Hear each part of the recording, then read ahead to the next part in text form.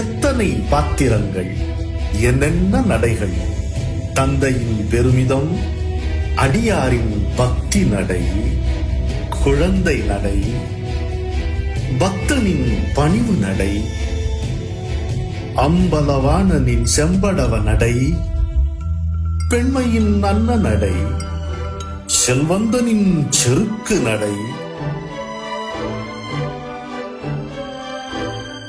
ஓய்வு பெற்றவரின் ஒடுக்க நடை, இளம் காதலனின் சிங்கார நடை, மகனின் கடமை உணர்வு நடை, வழக்கறிஞரின் மிடுக்கு நடை, வாலிபனின் தளர்ச்சி நடை, வீர வள்ளலின் விசைப்பு நடை, கட்டபொம்மனின் கம்பீர நடை,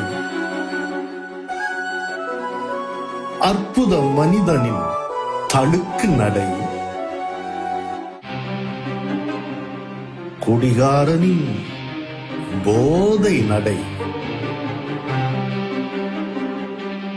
மருத்துவரின் கனிந்த நடை, நோயாளியின் தொய்ந்த நடை, போராளியின் நிமிர்ந்த நடை, நண்பனின் அக்கறை நடை,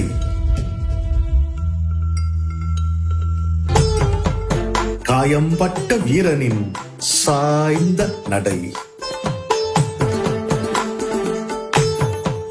கன்னியரை ஏங்க வைக்கும் காதல் நடை, மன்னவனின் மதர்ப்பு நடை, தோல்வி உற்றவனின் சோக நடை, கிராமத்தானின் நிறைவு நடை. இந்த கால்கள் எந்த நடையையும் மிச்சம் வைக்கவில்லை. இனி ஒருவன் இப்படி நடக்க முடியாது என்பதற்கும், இனி எவன் எப்படி நடந்தாலும் அதிலே இந்த நடையின் சாயல் இருக்கத்தான் செய்யும் என்னும்படியும் நடந்து காட்டியே நடிப்புக்கு பாதை வகுத்த நடிகர் திலகம் வாழ்க.